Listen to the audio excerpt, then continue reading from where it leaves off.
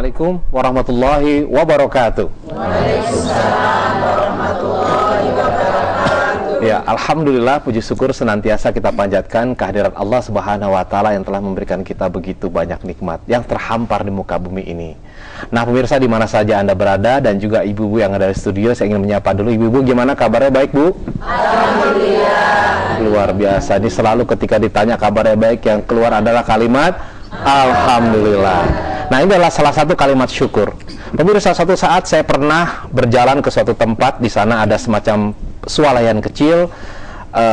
Kemudian saya masuk ke sana, dan satu hal yang menarik, ketika saya melihat di pojok ada seseorang yang duduk di sebuah kursi.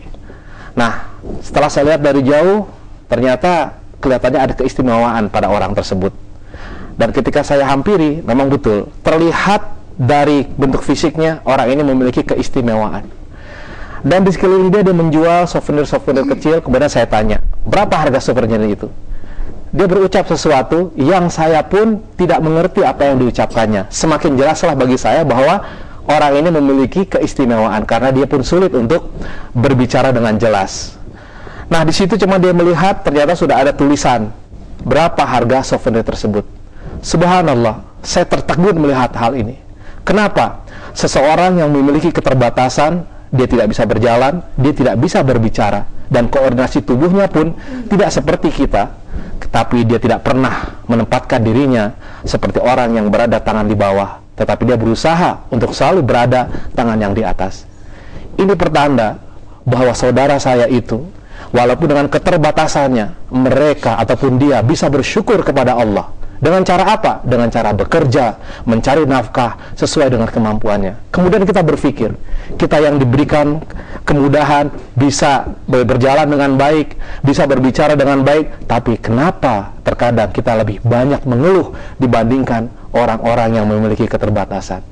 Nah, oleh karena itu sepatutnya lah kita bersyukur kepada Allah Subhanahu wa taala. Kalau saudara kita itu bersyukur dengan cara bekerja dengan baik, apalagi kita dengan kondisi yang seperti ini, sudah sepantasnya kita bersyukur kepada Allah. Dan pada hari ini, ibu-ibu berada di sini, ini adalah salah satu rasa syukur. Kenapa, Bu? Karena ibu-ibu ingin menambah pengetahuan, ingin menambah keimanan kita, dan ingin belajar bersama dengan ustadz kita. Kita akan mengkaji sebuah kitab. Ya, kita tahu bahwa hari ini kita berkumpul bersama, dan juga ada yang berada di rumah. Kita berada pada satu program acara kajian kitab kuning, yang mungkin bagi Anda yang baru melihat, apa ini kitab kuning? Nah, inilah yang akan kita pelajari bersama dengan guru kita, Dr. Ahmad Lutfi. Assalamualaikum, Dokter. Waalaikumsalam warahmatullahi wabarakatuh. Alhamdulillah, senang ketemu di sini, dan kita akan melanjutkan perbincangan kita. Insyaallah. Nah, baik Dokter dan Ibu sekalian, sebelum kita berbicara lebih jauh, mari sama-sama ya kita tenangkan hati kita. Kita akan mendengarkan pembacaan ayat suci Al-Quran yang akan disampaikan oleh Saudara M. Kholis Al-Fasni, yang akan membacakan surat Al-Anbiya ayat 11 sampai dengan ayat 16. Mari sama-sama kita simak. A'udzu billahi minasy syaithanir rajim.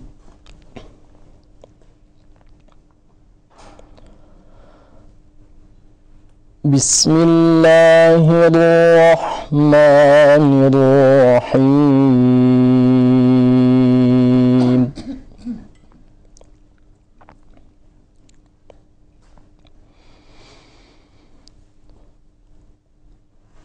Wa kam qasamna min qaryatin kanat zalimah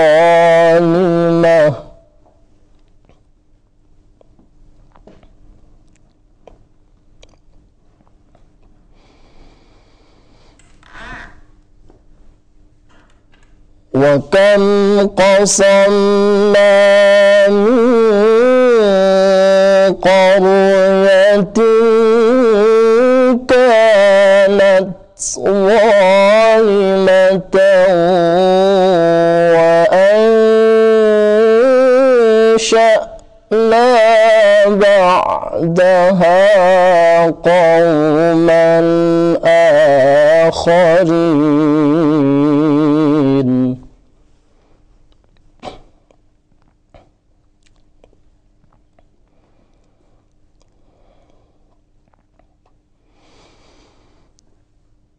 فلما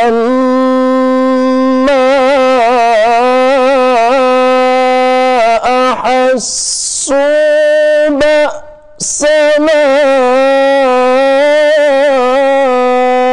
إذا هم منها يركضون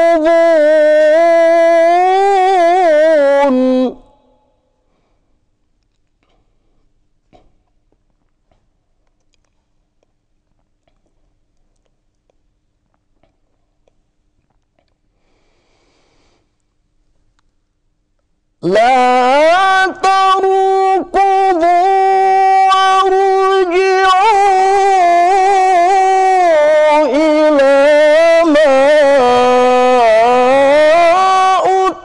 أترفتم فيه ومساكنكم لعلكم تسألون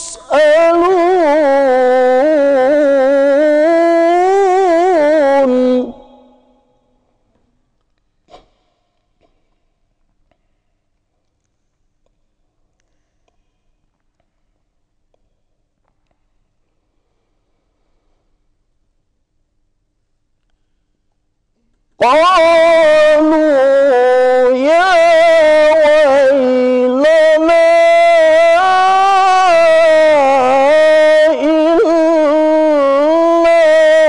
كنا ظالمين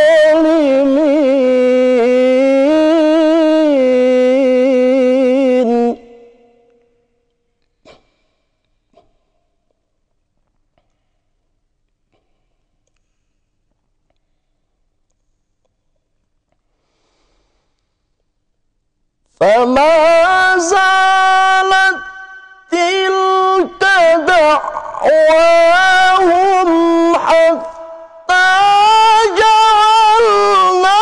جعلناهم حصيدا خامدين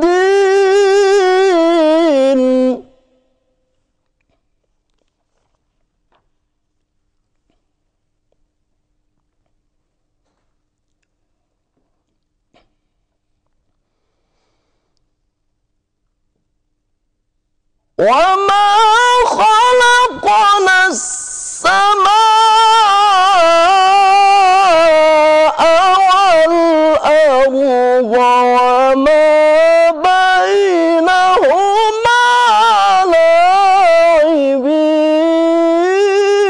لاعبين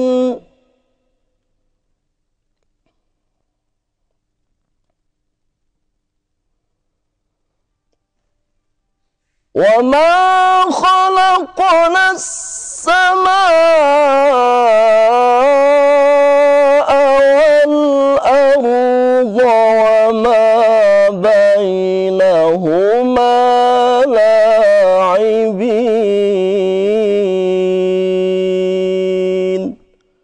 صدق الله العظيم. Alhamdulillah. Rasanya gimana Bu mendengarkan membaca ayat Al-Quran? Nikmat. Dan juga yang berada di rumah, walaupun barangkali di antara ibu-ibu ya saat ini sedang mempersiapkan makanan untuk suami, untuk keluarga, tetapi walaupun kita tidak melihat, tentu kita bisa mendengar. Nah, yang di rumah juga dengan berbagai aktivitas, ayo tetap mendengar. Apalagi kalau seandainya bisa tertib di depan televisi, karena apa? Ini adalah suatu hal yang luar biasa.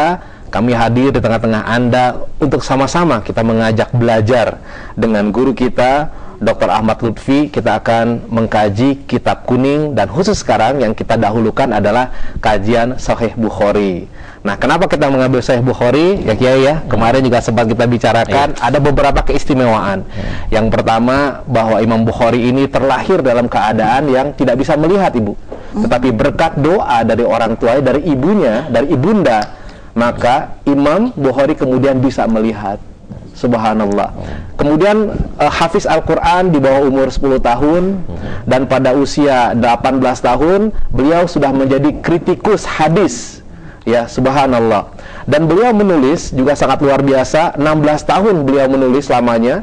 Kemudian selama 16 tahun itu dia ulang lagi 3 kali untuk meyakinkan tentang kitab yang dibuat. Dan satu hal yang sangat luar biasa lagi adalah setiap kali menulis hadis selalu ketika dituliskan itu ya dibarengi, didahului dengan sholat istikharah. Bayangkan ada ribuan. Mandi dulu, Ustaz. Oh, mandi dulu ya. Mandi dulu baru sholat istikharah. Ya. Dan ini ada berapa, dari ribuan hadis ya. Minimal 7.000 hadis. 7.000, bayangkan Ibu. 7.000. Nah, ini satu hal yang luar biasa. Artinya apa? Secara logika seolah-olah tidak masuk akal. Kenapa? Seolah-olah waktu itu terhenti. Waktu itu berhenti. Jadi seolah-olah keluar dari dimensi waktu yang biasa kita lakukan, Ibu. 24 jam rasanya tidak cukup untuk menghasilkan sekian ribu. Dan beliau hafalnya 600.000, Ustaz. 600.000 hadis. Yang beliau pilihkan hanya 7.000-an hadis. Nanti kita akan lihat satu hadisnya seperti apa, ya. Dan cara ngapalnya ada yang hafal. Nah, jangan saya sendiri termasuk yang nggak hafal. Baik, Kiai. Sebelum kita lanjutkan, ibu sekalian dan juga pemirsa yang ada di rumah, jangan kemana-mana ya, karena kita akan mendapatkan ilmu pada kesempatan pagi ini, dan kita akan kembali setelah pesan-pesan yang berikut.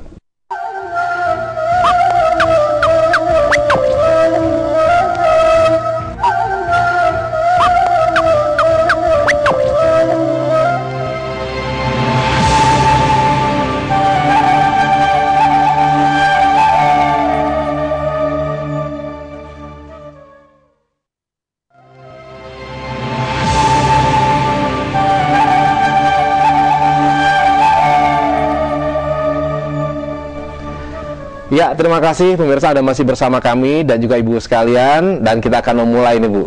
Baik, Kiai, kita akan memulai pada yang pertama, Kiai. Yang pertama ini hadis yang pertama kita mempelajari apa, Kiai? Kita lihat bukunya aja langsung, lihat kitabnya langsung, karena ini kajiannya kitab kuning, maka kita bisa buka kitabnya langsung. Ini yang baca Ustaz Agus atau yang baca? Kalau saya membaca nanti bisa berbeda. Bacanya dua. Nah, Ustaz baca, saya baca juga. Waduh, lebih bagus kayak aja yang baca, saya hanya melihat aja kelihatannya. Kita lihat di hadis yang pertama di Sahih Bukhari. Para pemirsa yang berbahagia, kita akan baca kitab Sahih Bukhari. Silahkan buka Sahih Bukharinya, dan bagi yang ingin melihat secara langsung, kita bukakan digitalnya, Ustaz. Nah, ini luar biasa nih digitalnya. Jadi ini Kiai yang sudah dicipta, Kiai yang membikin ya? Yang ada dua di sini. Kalau yang ini saya yang buat, Ustaz. Para pemirsa bisa melihat di sini. Ini yang saya yang buat, Sahih Bukhari, terjemah dan tahrij interaktif. Bisa terlihat mungkin ini terlihat. Ini kita tinggal klik aja. Ambil indeks tema kitabnya. Iya. Terus kita masuk, pilih hadis yang pertama. Kitab yang pertama judulnya adalah Mulainya Wahyu atau Badul Wahyi. Bahasa Arabnya Badul Wahyi. Permulaan wahyu. Jadi kenapa kok Imam Bukhari memilih ini? Karena kita untuk mempercayai Nabi Muhammad SAW itu tidak mungkin tanpa pengangkatan Nabi Muhammad sebagai Nabi dan Rasul. Kan baru resmi menjadi Rasul setelah diangkat menjadi mendapatkan wahyu. Nah, bagaimana ceritanya mendapatkan wahyu? Karena itu beliau menulis kitab yang pertamanya adalah Badul Wahyi. Mulainya wahyu. Nah, kita bisa buka di sini, Ustaz. Ini yang bahasa Indonesianya, kitab wahyu. Atau nanti kita pindah ke bahasa Arabnya. Kita pindah bahasa Arabnya. Silahkan lihat di layar kaca. Hadis nomor 1 ini Sahih Bukhari. Nah, ini Sahih Bukhari. Ibu bisa baca, Ibu, bahasa Arabnya? justru kita di sini sambil belajar, Ibu ya. Saya juga belajar soalnya. Silakan, Kiai. Nah, kita baca sesuai dengan apa yang biasa diamalkan oleh para ulama. Bil isnadil mutasili ila Abi Abdillah Muhammad ibn Ismail al-Bukhari qala bismillahirrahmanirrahim badul wahyi Qala Syekh Al-Imam Al-Hafiz Abu Abdullah Muhammad ibn Ismail ibn Ibrahim ibn Mughirah Al-Bukhari rahimahullah ta'ala amin. Bab kaifa kana badul wahyi ila Rasulillah sallallahu alaihi wasallam. Wa qaulillahi jalla zikruhu inna auhayna ilaika kama auhayna ila nuhi wa nabiyyina min ba'dih. Qala haddatsana Al-Humaydi wa huwa Abdullah ibn Zubair. Qala haddatsana Sufyan, qala haddatsana Yahya ibn Sa'id Al-Ansari, qala akhbarani Muhammad ibn Ibrahim At-Taimi, qala annahu sami'a Alqamah ibn Waqqas Al-Laisi yaqul sami'tu Umar ibn Khattab radhiyallahu anhu 'alal minbari qala sami'tu Rasulullah sallallahu alaihi wasallam yaqul innamal a'malu binniyat wa innamal likulli imri'in ma nawa. Faman kanat hijratuhu ila dunya yusibuha au ila imra'atin yankihuha fa hijratuhu ila ma hajara ilaihi. Ini hadis yang akan kita jelaskan. Ya, jadi ini kita mungkin bisa dijelaskan dulu Kiai sedikit makna atau arti dari hadis sebelum kita gali. Kita lihat yang sudah diterjemahkan dalam program ini. Ini Haddatsal Humaydi. Jadi Imam Bukhari menceritakan dari mana beliau mendengar ke Rasulullah SAW. Padahal jarak antara beliau meninggalnya tahun 256. 256 Hijriah. Rasulullah meninggalnya tahun 11 Hijriah. Atau akhir 10 Hijriah. Nah, kan jaraknya 200 sekian tahun. Sekian tahun. Nah, beliau harus menceritakan, mempertanggungjawabkan dari mana beliau mendengar ini hadis ini. Itu beliau sebutkan, saya mendengarnya dari Al-Humaydi, yaitu Abdullah ibn Zubair. Saya mendengarnya dari beliau mendengarnya dari Sufyan. Sufyan mendengarnya dari Yahya ibn Sa'id Al-Ansari. Yahya ibn Sa'id mendengarnya dari Muhammad ibn Ibrahim. Muhammad Ibrahim mendengarnya dari Alqamah. Alqamah mendengarnya dari Umar ibn Khattab. Umar ibn Khattab baru mendengarnya langsung dari Rasulullah Sallallahu Alaihi Wasallam. Jadi urutannya begitu Ibu, panjang ya Bu ya. Nah, baru hadisnya, apa hadisnya? Innamal a'malu binniyat. Nah, hadisnya semua hafal, innamal a'malu binniyat. Tapi sanadnya nggak hafal. Urutannya.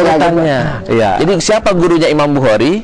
Siapa gurunya Imam Bukhari? Siapa gurunya lagi sampai ke Rasulullah Sallallahu Alaihi Wasallam. Antum mau coba hafal nggak, Ustaz Agus? Oh, urutannya itu kayak ya. Gimana tadi gitu? Sama-sama kita hafalin nggak apa-apa gitu ya? Boleh. Haddatsana Al-Humaydi. Pertama gurunya Imam Bukhari namanya Al-Humaydi. Haddatsana Sufyan, berarti guru keduanya Sufyan. Guru ketiganya adalah Yahya ibn Sa'id Al-Ansari. Guru empatnya Muhammad ibn Ibrahim. Guru kelimanya Alqamah ibn Waqqas. Guru keenamnya Umar bin Khattab. Baru setelah itu Rasulullah Sallallahu Alaihi Wasallam. Jadi 6 keturunan. Nah, Kiai, ini memang penting ya kalau kita untuk mempelajari hadis selalu melihat urutannya ya, sanadnya itu. Kan pertanyaannya gini, Ustaz. Tadi innamal a'malu binniyat perkataan Rasul bukan? Iya. Innamal a'malu binniyat perkataan Rasulullah atau bukan? Kalau perkataan Rasulullah, siapa yang meriwayatkan? Dengarnya dari siapa? Dengarnya dari siapa? Dengarnya dari siapa? Contohnya seperti ini. Kata-kata Wali Songo, Sunan Gunung Jati, Gunung Jati. Kalau Ustaz Agus mengatakan Sunan Gunung Jati berkata, Islam harus kita pegang teguh, maka Ustaz Agus harus bilang sanadnya dari, saya harus tanya, Ustaz Agus dengarnya dari mana? Kan Ustaz kan nggak pernah ketemu Sunan Gunung Jati kan? Sama. Imam Bukhari nggak pernah ketemu Rasulullah, karena itu lewat sanad. Dan itu harus terpercaya dong. Harus terpercaya semuanya. Bisa jadi hadis itu menjadi gugur apabila misalkan orang yang pembohong. Kalau kita mau lihat skema sanadnya, bisa lihat di ini skema sanadnya. Jadi memang kita harus selalu mempelajari itu supaya tahu urutan-urutannya dan kejelasannya. Sanadnya seperti ini, Mas. Oh, iya. Panjang sekali. Dan ini hadis innamal a'malu binniyat banyak sekali yang meriwayatkan. Hanya saja yang meriwayatkannya mulai banyak setelah Yahya ibn Sa'id. Kan hadis banyak, ada yang hadis sahih, ada yang hadis dhaif, ada yang hadis hasan. Nah, ini dari kekuatan. Nanti juga ada yang hadis mutawatir, ada yang hadis ahad. Hadis mutawatir itu kalau banyak yang meriwayatkan, kalau hadis ahad hanya satu yang meriwayatkan. Nah, hadis innamal a'malu binniyat ini hadis ahad, tapi tengahnya ke bawahnya mutawatir. Ke bawahnya, ke bawahnya. Tapi hukumnya secara keseluruhan adalah hadis ahad. Kenapa begitu? Karena setelah dari Yahya ibn Sa'id Al-Ansori yang meriwayatkan mulai dari Umar ya, yang meriwayatkan dari Umar hanya Alqamah. Yang dari Alqamah hanya Muhammad ibn Ibrahim. Yang dari Muhammad hanya Yahya. Setelah Yahya ibn Sa'id Al-Ansori ada 250 orang. Masya Allah. Yang meriwayatkan hadis ini. Ya, nanti ke bawahnya ada lebih daripada 10.000 orang yang meriwayatkan ini. Subhanallah ya Bu ya.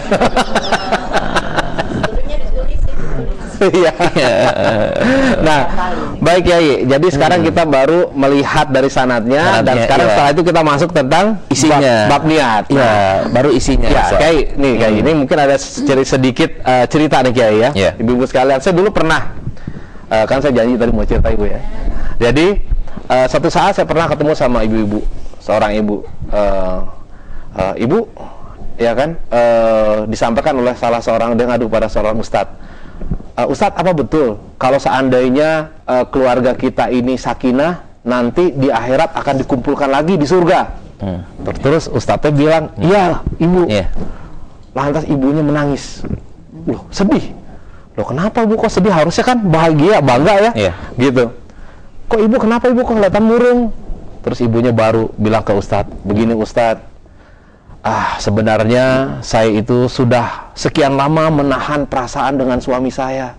Masa di akhirat harus ketemu lagi sama dia? Jadi begini, Kiai. Jadi mungkin ya niat. Orang terkadang kan ingin kelihatan sakinah. Bukan berangkat dari hati, tetapi supaya kelihatan oleh orang lain menjadi sakinah. Capek nggak begitu, Bu? Kayak ibu sekarang saya tanya, datang ke sini ingin belajar atau ingin disolat masuk TV? Ingin belajar dan ingin disolat TV. Jadi niat ada dua nih.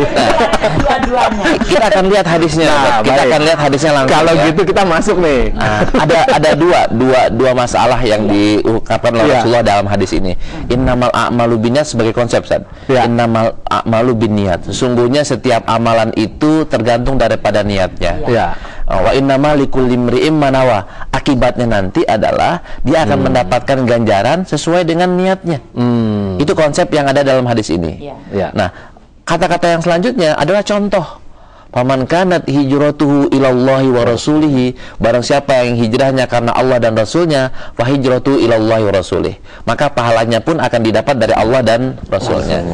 Akan tapi paman kanat hijratuhu lidunya yusibuha awi mura'atin yankihuha, barang siapa yang hijrahnya karena ada wanita yang ingin dinikahinya atau karena ingin jabatan tertentu, maka hijrahnya sesuai dengan yang dia niatin. Jadi waktu hijrah itu ternyata nggak semua karena memang niat karena Allah. Mungkin juga ada yang karena wah ada wanita cantik yang ikut hijrah ikutan gitu. Atau ingin jabatan. Ingin jabatan. Iya, jadi gimana tuh? Tenang Ibu. Nah, ini bisa dibayangkan Ustaz. Rasulullah ngasih contoh pekerjaan yang berat. Hijrah itu pekerjaan yang berat. Meninggalkan kota Mekah menuju Madinah. 450 km jalan kaki atau naik onta. 2 minggu, paling cepat 2 minggu. Dengan kondisi seperti itu. Gersang ya, nggak kayak kalau kita lewat puncak kan enak gitu. Beda. Nah itu pekerjaan yang berat seperti itu, itu bisa nggak dapat pahala. Ya Allah. Apalagi cuman ke TVRI doang. Itu bisa nggak dapat pahala.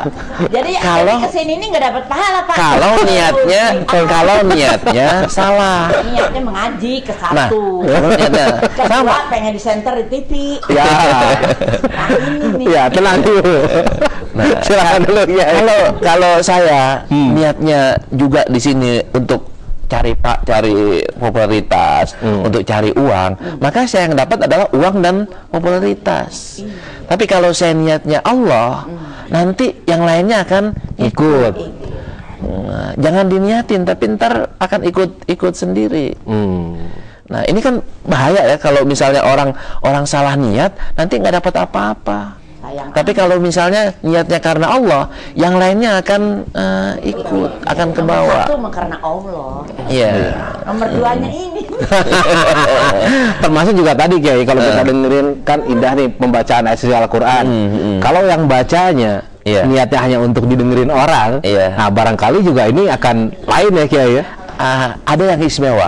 Kalau baca Quran, itu tanpa niat aja dia dapat pahala, Ustaz. Oh. Itu bedanya. Ingin didengerin orang. Iya, tenang Ibu.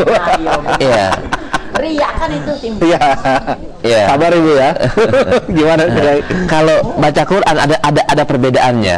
Kalau baca Qurannya tanpa diniatin itu sudah mendapatkan pahala. Kalau baca kitab matematika, kitab ekonomi, kitab yang lainnya, apalah gitu itu kalau tanpa niat itu nggak dapat pahala, Ustaz. Kalau niat bisa dapat pahala. Iya. Tapi kalau nanti nawaitunya jelek, baca Quran ini niatnya tadi untuk riya, maka nggak dapat pahala, dapatnya riyanya.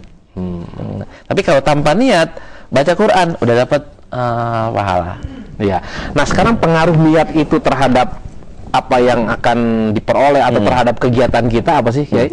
Nah, ini kan menunjukkan bahwa Allah itu hanya menerima yang baik. Yang baik dengan cara yang baik. Kalau caranya jelek, tujuannya baik, tidak diterima. Tujuannya jelek, caranya baik, tidak diterima. Islam bukan seperti paham yang lainnya, segala hal boleh. Islam enggak. Semuanya harus baik, caranya harus baik, niatnya harus baik. Karena Allah itu thayyib, la yaqbalu illa thayyiba. Allah itu baik dan tidak menerima kecuali yang baik. Contoh, saya nyolong ya, nyopet atau ngerampok untuk bersedekah ke orang miskin di kampung mana gitu. Itu boleh atau enggak? Tujuannya kan bagus tuh. Tujuannya adalah untuk sedekah. Tapi caranya adalah mencuri. Maka haram, nggak boleh, nggak diterima. Begitu juga sebaliknya. Ini saya bantu bekerja, tapi untuk berbuat maksiat, boleh nggak? Nggak boleh, Ustaz. Kalau gitu juga repot ya, misalkan sekarang ada orang yang korupsi. Nah, dari hasil korupsinya naik haji misalkan. Bangun masjid. Itu juga tidak diterima. Nggak diterima. Tapi masjidnya diterima oleh masyarakat. Masjidnya tetap masjid, amalnya nggak diterima. Oh, tapi manfaatnya tetap bisa dirasakan oleh orang lain ya. Nanti kalau manfaatnya adalah untuk riya, masjid itu nggak ada yang sholatin, Seth. Lama kelamaan akan nilainya akan pudar. Nilainya akan pudar dengan sendirinya. Tapi kalau umpamanya dia ikhlas, orang ikhlas ini kan niat itu adanya di hati. Hati ini yang tahu cuman Allah Subhanahu Wa Taala. Kita bisa bermanis muka, tapi sebenarnya hatinya kotor. Atau sebaliknya, yang tahu adalah Allah Subhanahu Wa Taala. Nah, kita jangan main-main dengan Allah Subhanahu Wa Taala. Kalau kita bisa bersandiwara kepada orang, tapi kita nggak bisa bersandiwara kepada Allah Subhanahu Wa Taala. Jadi yang betul-betul yang tahu tentang niat kita ya Allah Subhanahu Wa Taala. Mau ngapain gitu ya? Dan kata ulama mengatakan hadis ini, kenapa kok Imam Bukhari menempatkannya di awal hadis, Ustaz? Padahal kan kalau kita pikir-pikir ini nggak ada kaitannya dengan wahyu. Cuman kita mau belajar, awalnya pakai apa? Pakai niat. Niat ini kata ulama sepertiga ilmu agama. Ada yang bilang 1/4 ilmu agama. Ada yang bilang setengah ilmu agama. Kenapa? Di bab mana aja masuk, Bu. Bab sholat niat masuk, bab haji niat masuk, bab bekerja niat masuk, sampai bab di kamar tidur pun niat masuk juga. Ibu-ibu misalkan lagi mau nyiapin makanan buat suaminya, tergantung niatnya juga ya. Niatnya juga. Gendong anaknya tergantung niatnya juga. Hatta bikin anak juga tergantung daripada. Jadi kalau bikin anak niatnya. Jadi semuanya memang berarti niat. Nah, kan sekarang ada istilahnya kalau dalam bahasa yang sekarang itu adalah motif atau motivasinya. Sama nggak sih sebenarnya niat dengan motivasi orang untuk melakukan sesuatu gitu? motifnya iya, hampir sama Ustadz. Kalau dalam ada yang membagi niat dengan ham, baru amal. Ada yang membaginya lagi niat, ham, azam, amal. Nah, niat ini di dalam hati. Nanti yang dikasih nilai itu niat atau ham. Kalau kita mau bedakan, ham artinya sudah lebih daripada niat, Bu. Belum dikerjakan. Tapi kalau umpamanya saya mau pergi haji. Kalau saya mau pergi haji, saya pengen pergi haji begitu doang. Itu udah niat atau belum? Besok gue pengen pergi haji. Belum daftar, belum apa-apa, belum ngapa-ngapain. Itu udah niat atau belum? Nah, apakah niat itu, kan ibu belum pergi haji nih ya, belum pergi haji, tapi sudah ngumpulin uang, baik di tabungan ataupun di celengan, itu namanya sudah niat, niat benar. Gitu. Nanti kalau umpamanya ibu tidak pergi haji, maka niatnya sudah tertulis. Kan hebatnya niat, hebatnya Islam, baru niat itu akan mendapatkan pahala. Pahala belum diamalin, itu udah dapat pahala lengkap, itu pahala 1. Kalau dikerjakan boleh dapat pahala 10, boleh 700, boleh tak terhingga. Iya. Jadi dengan niat aja Kiai ya. Nah, terus sekarang untuk tahu bahwa niat itu benar-benar niat gimana Kiai? Kan kayak tadi misalkan mau berangkat haji nggak Bu? Ini kan niat nih. Iya. Nah, sama orang baru mau tuh, belum niat. Oh, belum. Baru mau. Kalau betul-betul niat, isi formulir, nabung, atau baca kitab fikih manasik, atau nanya-nanya gimana sih cara pergi haji. Daftar aja di ini dan itu. Itu namanya sudah niat. Saya pengen niat pergi tahun besok berangkat, atau tahun 2020 berangkat. Sekalipun 2020, kalau niatnya bisa mulai dari sekarang. Jadi kalau hanya niat sekedar untuk ngucapin doang, nggak tergolong niat itu ya? Saya mau berangkat haji udah gitu doang gitu. Nggak tergolong niat. Masalahnya kan kayak gini, Ustaz. Allah itu nggak bisa dibohongin. Niat kan keinginannya dia. Iya.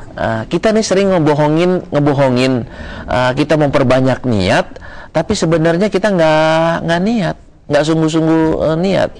Ini yang permasalahannya. Udah kalau gitu gue niat aja, nggak usah pakai ngerjain kan, dapat pahala tuh. Kan banyak orang yang ngomong seperti itu. Nah, ini mungkin di mata kita bisa, tapi di mata Allah nggak bisa. Dan kalau kita ini emang orang baik, niatnya baik. Kalau kita orang jahat, niatnya jahat.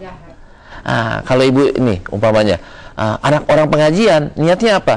Besok pengajian di mana lagi ya? Kan gitu kan? Kalau orang masjid, dilihat masjid mana yang masih jelek, saya pengen bantuin bangun masjid. Kalau orang masjid lihat masjid jelek, itu risih, dibantuin, disapuin, dicatin, minimal dikasih bantuan. Tapi kalau kumpulan pencuri, perampok gitu, ngeliat sendal orang cakep nih, kayaknya bisa dipindahin gitu. Kan niat orang jelek, ya niatnya jelek. Orang baik, niatnya juga akan baik. Nah, kita nih kalau orang muslim kan dasarnya baik. Semua orang muslim baik. Tinggal dia memperbaiki diri atau tidak. Ya, jadi pada dasarnya kita itu sudah terbentuk dengan kebaikan. Makanya sayang kalau seandainya kita pun tidak melanjutkan itu dengan niat-niat yang baik ya Kiai. Ada hadis lagi, Ustaz. Hadis sahih ini, ajaban li amril mukmin. Aneh sekali, sungguh luar biasa perkara orang mukmin. Kenapa? Semua amalnya bagus. Kalau dia dapat kenikmatan, dia bersyukur, maka itulah yang terbaik buat dia. Jika dia mendapatkan musibah, dia sabar. Itulah kebaikan buat dia. Nah, kan kita hidup tuh begitu kan, muter tuh. Kalau nggak dapat nikmat ya dapat musibah. Pergeserannya kan antara detik-detik saat ya. Kadang-kadang beda detik aja, atau beda menit, atau beda hari, dari gembira menjadi sedih. Betul. Tinggal kita mendapat ketika gembira, kenikmatan itu bersyukur atau tidak. Ketika dapat musibah, sabar atau tidak. Walhasil tuh orang yang dapat musibah mulu kan katanya orang miskin, Ustaz. Orang dapat nikmat mulu kan orang kaya. Nah, orang kaya bisa masuk surga, orang miskin juga bisa masuk surga. Asal orang kaya bersyukur, orang miskin bersabar. Coba sekarang saya mau tanya, Ibu mending pilih diuji miskin apa diuji kaya? Iya. Oh. Kalau ditanya pengennya nggak pengen miskin atau pengen kaya sekarang? Pengen kaya. Jadi kayaknya kagak ada yang mau diuji miskin ya. Itulah manusia. Enaknya Bu, enaknya kita adalah kita terus memperbaiki diri. Iya. Ketika kita semakin baik, nanti melalui media niat kita udah dapat banyak pahala. Baik Kiai, sebelumnya nih Kiai ya, kita mau kasih kesempatan deh sama ibu-ibu sekarang yang ada di sini nih. Yang di rumah sih ngelihat aja ya, mudah-mudahan pertanyaannya diwakilkan oleh ibu-ibu yang ada di sini. Silakan Bu. Ya, mangga Bu, silakan disebutkan namanya. Iya. Assalamualaikum warahmatullahi wabarakatuh. Waalaikumsalam warahmatullahi wabarakatuh. Bismillahirrahmanirrahim. Kepada yang saya hormati Bapak Dokter, aduh namanya siapa? Ahmad Lutfi. Ya, Ahmad Lutfi. Ingin sekali pertanyaan ini saya sampaikan karena di dalam hati saya kadang-kadang ini benar apa salah yang begini nih. Contohnya begini ya. Kalau saya pergi berjalan, pagi-pagi jalan-jalan itu banyak sekali orang yang miskin gitu, lagi bongkok-bongkok jalan. Kadang-kadang bawa ini, aduh kasihan amat ya. Kalau saya punya uang, saya kasih kamu 10.000. Sedangkan saya itu tidak punya uang, hanya kasihan aja. Jadi seringkali itu kalau yang bisa saya hanya 1.000-2.000 bisa ya. Tapi kadang-kadang ada yang kecelakaan, tetangga misalnya. Aduh kasihan amat itu, sampai nyawanya hampir mati. Ya Allah, aku tidak punya sekali uang. Kalau punya 100.000 akan kubantu, tapi tidak punya uangnya, hanya niat saja. Jadi itu bagaimana hukumnya? Iya, baik, terima kasih Bu. Ya, terima kasih. Langsung dijawab. Silakan Kiai langsung. Itu kehebatan orang mukmin. Orang mukmin diuji. Kalau ibu tadi niat, kalau saya punya 100.000 akan saya berikan. Itu niat kan, dapatnya 1 ibu, dapat 1. Ternyata apakah ibu bisa dapat 10? Besoknya bisa Bu. Tahu-tahu besok anak ibu datang ngasih uang 1 juta ke ibu. Permasalahannya adalah ibu jadi gak ngamalin yang 100.000-nya. Oh gitu ya? Itu masalahnya. Kalau ibu main-main, gue niat aja itu bohongin, namanya bohongin Tuhan. Tapi kalau emang benar besok diuji Bu. Besok diuji dikasih uang 100.000 atau 200.000 dari anaknya. 200.000 bagi 2 gak ya sama tetangga yang tadi? Ya insya Allah lah ditangga. Nah, Terus kata ibu bilang tetangganya udah sehat.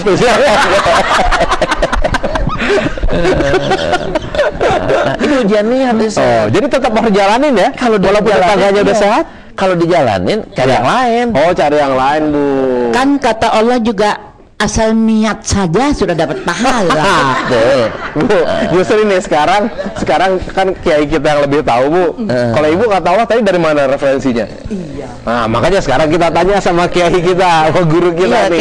Kita kan tadi niatnya baik. Kita orang Islam adalah baik. Tapi kita baiknya ini nggak cukup Bu, bilang baik. Kan di Al-Quran Allah jelaskan bahwa apakah kita akan mengatakan amanah, ya, wahum la yuftanun, tanpa diuji. Ya.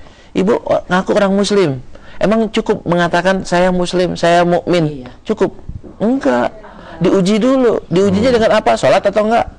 Ya. Punya duit zakat atau enggak? Punya duit lagi haji atau enggak? Tadi itu ibu yang niat mau sedekah, dikasih uang 200.000, sedekah enggak? Udah. Kalau sedekah namanya lulus Bu. Bagus sih. Nah jadi tadi sebenarnya jawabannya ada lagi ya. Walaupun pada saat itu belum punya, tapi ketika ternyata pada waktu data ada, itu harus tetap dijalanin ya. Kalau mau dapat nilainya 10, 20. Iya, insya Allah. Ya, paham Bu ya? Ya, paham. Nah, barangkali sekarang ibu-ibu yang lain nih ada lagi yang mau nanya. Ya, silakan. Ini. Silakan ke belakang Bu. Ya. Nah, mangga. Kiai sambil nunggu ibu ya. Barangkali gini Kiai, pertanyaan berikutnya ini, apakah niat itu ada tingkatannya nggak Kiai? Misalkan niat ini yang kayak tadi nih, yang ini tingkatan kategori niat ini kategori yang ke sini, niat yang gini kategorinya adalah ke sini. Ada nggak tingkatan niat itu? Ya, maksudnya golongan. Misalkan niatnya termasuk kan ada beberapa. Misalkan ada niat yang benar, ada niat yang salah, ada niat yang tergolong niat ini gitu. Ya, nah, ada pembagian nggak niat itu? Ya. Niat ada dua secara umumnya, Ustaz ya. Secara teks hadisnya ada dua. Ada niat baik dan ada niat buruk. Niat abu-abu nggak ada. Baik dan buruk. Udah tegas ya. Orang yang niat buruk baru niat doang nggak dapat dosa. Tapi kalau dikerjakan dapat dosa 1. Ya. Nah, kalau niat baik baru niat doang sudah dapat 1. Kalau dikerjakan minimal 10. Boleh jadi lebih. Jadi kategorinya cuma ada dua doang. Baik dan buruk. Atau buruk. Yang baik udah nggak ada kategori lagi ya? Nggak ada kategori. Cuman kan nanti bedanya baiknya, Ustaz ya. Baik, saya niat pergi haji. Beda dong dengan saya niat sholat. Haji lebih besar dibanding sholat. Saya ingin ziarahi ibu saya dengan saya ingin ziarahi Baitullah. Kan niatnya beda. Sama-sama niat baik, tapi pahalanya beda. Tadi ibu bilang bahwa cukup niat aja dapat pahala 1. Ibu ngerjain aja dapat pahala, belum tentu masuk surga, apalagi baru dapat pahala 1. Apalagi baru cuma ada pahala niat. Jadi kumpulin pahalanya dari niat. Dari niat. Mayan nih atau Iya. Kita ngerjain aja ibu ya. Kita ngerjain aja belum tentu masuk surga. Apalagi cuman niat. Ataupun kalau kita masuk surga, orang muslim semuanya masuk surga. Cuman kan masuk surganya ada gelombang. Ada 2 gelombang, Ustaz. Gelombang pertama masuk surga langsung tanpa masuk neraka, dan itu dibagi ke kloter-kloter, kelompok-kelompok. Ada gelombang kedua, masuk neraka dulu baru masuk surga. Nah, kloter bu, masuk surga langsung itu dibagi kelompok-kelompok. Wallahu alam berapa kelompok? Satu dengan satu kelompok lainnya jaraknya tuh orang miskin, orang muhajirin, kata hadis Rasulullah di Sahih Bukhari, orang miskin dari golongan muhajirin dengan orang kaya dari golongan muhajirin juga. Bedanya setengah hari saat masuk surganya. Setengah harinya di akhirat, sama dengan 500 tahun. Jadinya dia udah ngopi, udah ngeteh, udah ketemu sama keluarganya, yang itu masih di padang mahsyar sana, maaf, di Siratul Mustaqim, masih ketar-ketir masuk surga atau enggak, jatuh ke neraka atau enggak. Jadi kita jangan sampai mengatakan saya udah orang baik, saya udah banyak pahala saya. Nggak boleh seperti itu, karena sebanyak pahala apapun yang sudah kita pernah lakukan itu nggak bisa membayar harga tiket ke surga. Ya baik bu ya. Bagaimana, ada lagi pertanyaan? Ya silakan. Assalamualaikum warahmatullahi wabarakatuh. Waalaikumsalam warahmatullahi wabarakatuh. Kepada Dr. Ahmad Lutfi, saya mau bertanya tentang niat. Apakah niat itu sama dengan nazar? Karena misalnya saya punya niat, insya Allah kalau saya ini tanah saya laku, saya akan memberikan kepada anak yatim sekian. Nah itu saya niatkan. Sedangkan kalau nazar kan wajib, kalau sudah niat itu harus diberikan. Nah misalnya pendapat saya tidak sesuai dengan apa yang saya niatkan. Gimana itu Ustaz hukumnya? Ya, terima kasih Bu. Assalamualaikum warahmatullahi wabarakatuh. Salam baik Kiai. Ini sebelum kita jawab ya, saya kira juga yang di rumah nih pengen tahu juga jawabannya. Tapi kita akan lihat dulu yang satu ini Bu ya. Tetap bersama kami karena kita akan kembali setelah yang berikut ini.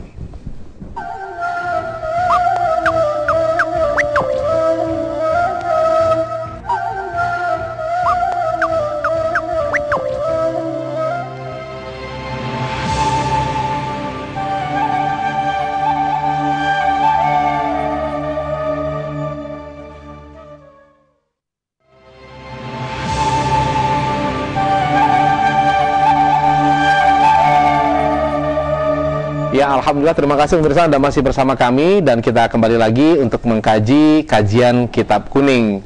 Nah, alhamdulillah di sini ada kelompok pengajian Jamaah Khairun Nisa dari Cilegon, Ibu ya. Dan ya Krakatau Steel, dan juga di belakang ada guru-guru dari perguruan Al-Mughni Kuningan yang di belakang sana. Alhamdulillah kita sama-sama.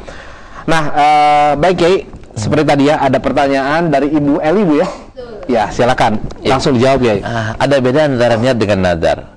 Kalau niat itu tidak ada embel-embelnya, tidak ada persyaratan. Tapi kalau nazar ada syaratnya. Kalau saya sehat, saya akan pergi umroh.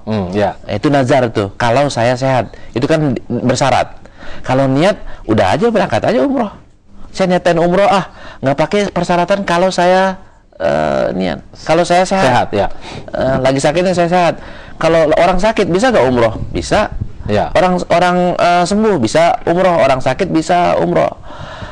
Orang yang nazar dalam hadis yang lain, orang nazar adalah orang pelit, Ustaz. Orang pelit. Kenapa tuh? Baru mau ngerjain kebaikan kalau udah syaratnya ketemuan. Iya, kan kalau nggak sembuh dia nggak mau sedekah. Saya sedekah deh buat masjid 1 juta. Kalau saya sembuh, kalau nggak sembuh dia sedekah nggak, Bu? Enggak. Berarti dia pelit atau enggak? Harusnya adalah sedekah nih 1 juta. Mudah-mudahan Allah sembuhkan penyakit saya.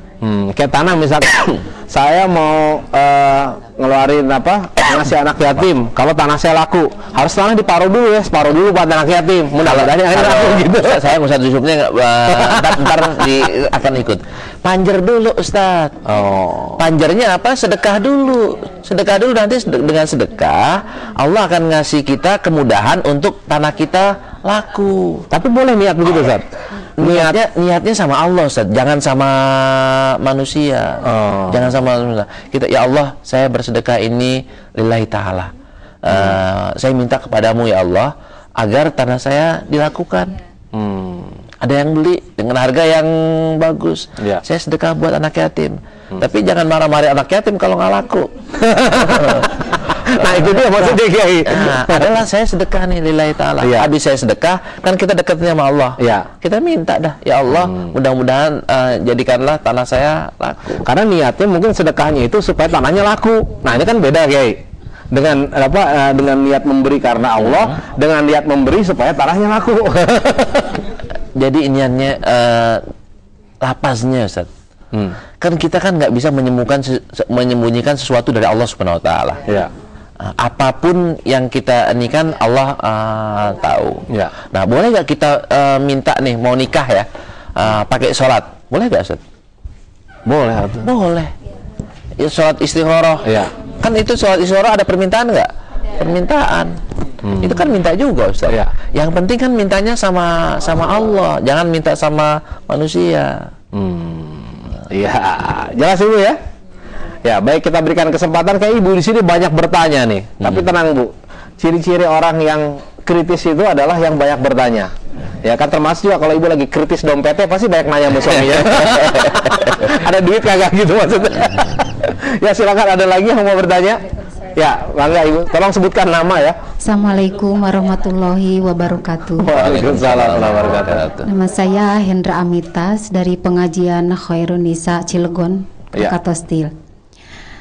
Terima kasih atas kesempatannya Pak Ustadz. Saya mau bertanya, bagaimana dengan niatnya kalau hubungannya dengan syiar?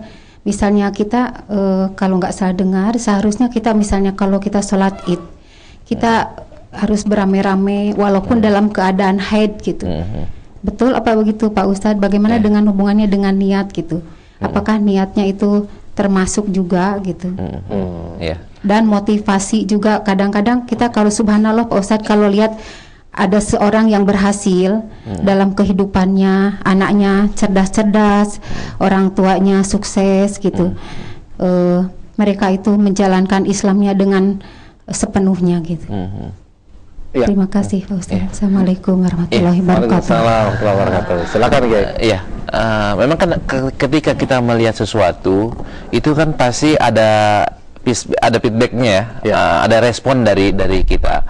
Orang Muslim melihat sesuatu itu pikirannya baik. Orang Muslim jadi niatnya baik. Ketika pikirannya baik, niatnya juga baik. Contoh yang tadi gampang ya.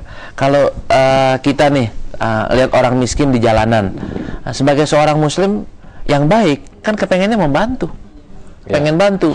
Nonton TV orang haji di Mekah, respon kita apa? Saya kepengen berangkat haji. Lihat Ustadz siapa? Ustadz Yusuf Mansur di TV. Pengen anak saya kayak Ustadz Yusuf Mansur. Lihat Ustadz Agus di TV. Pengen kayak Ustadz Agus. Wah, jangan ngomong kayak. Itu boleh nggak atau nggak? Boleh, Bu. Ya. Boleh. Contoh yang baik. Dapat pahala nggak? Dapat. Dapat. Nah, itu baru niatnya habis itu anaknya dikirimin pesantren, anaknya diajarin nasib, biar kayak Pak Ustadz Agus, gitu kan. Kalau pengen ini sukses, anaknya diajarin sedekah. Kan caranya kan umpamanya waktu Jumatan kasih bekal, ini taruhnya di loket masjid. Cara mendidik anak sedekah. Anak saya mau jadiin kiai, ini lu ke diskotik nih duitnya nih. Kagak mungkin. Itu. Jadi harus ada korelasi dan relevansinya. Baik Kiai, karena waktu kita ini sudah hampir habis Kiai ya. Mungkin nanti ini bisa disampaikan kesimpulan. Nah, tapi barangkali dalam kesimpulannya juga tolong disampaikan Kiai. Jadi apakah niat itu juga mempengaruhi terhadap usaha gitu? Mungkin ada sama-sama orang niatnya ingin menikah, tapi kok yang ini lebih gencar gitu, yang ini kok santai-santai aja. Nah, apanya itu yang membedakan? Nah, barangkali sekaligus ini sebagai kesimpulan kayak dia. Ini pertanyaannya panjang tuh satu. Karena ada usaha ada usaha. Setelah niat kan kita disuruh berusaha. Jangan hanya berhenti di niat. Bab niat doang, tapi harus dilanjutkan dengan usaha. Nah, usaha kan nanti ada hasil. Nah, hasilnya ini yang ngatur Allah, bukan manusia. Pahalanya itu bukan pahala berdasarkan hasil. Pahala yang ditentukan besar kecilnya adalah usaha. Usaha. Kalau umpamanya rumah kita jauh nih ke masjid, jaraknya jauh.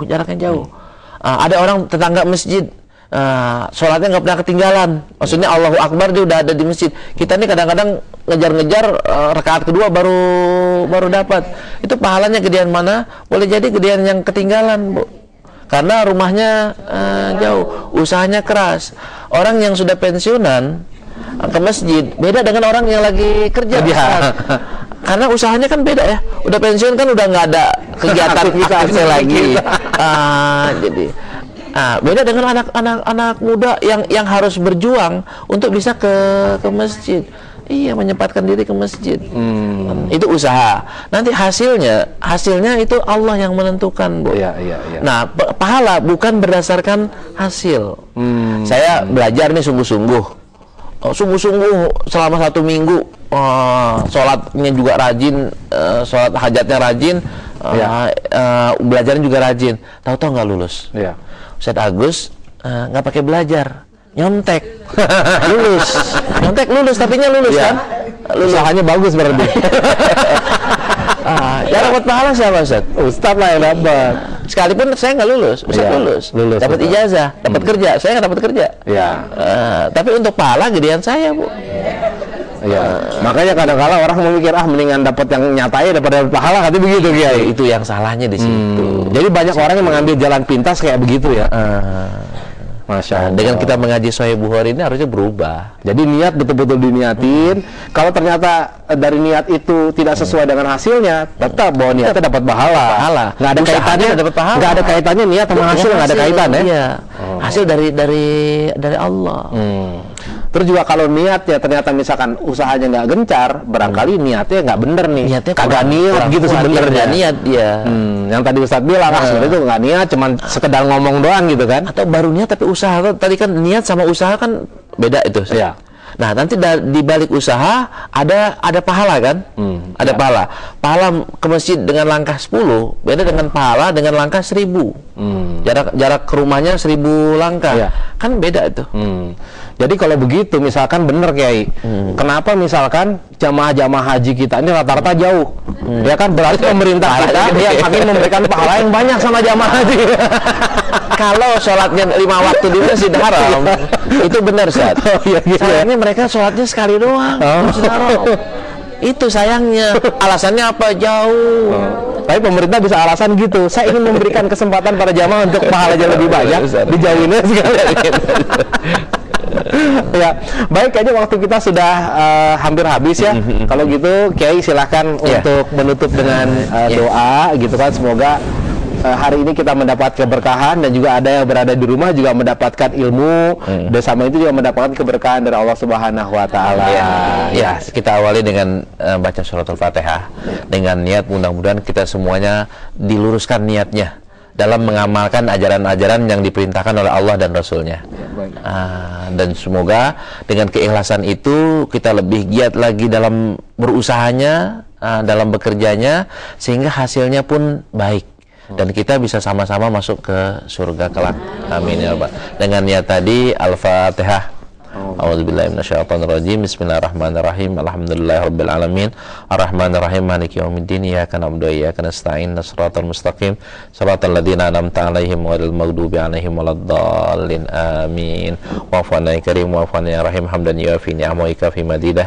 Ya rabbana lakal hamdu kama yanbaghi li jalal karim wa 'azimi sultanik. Allahumma shalli 'ala Muhammad wa 'ala alihi washabbihi wasallam.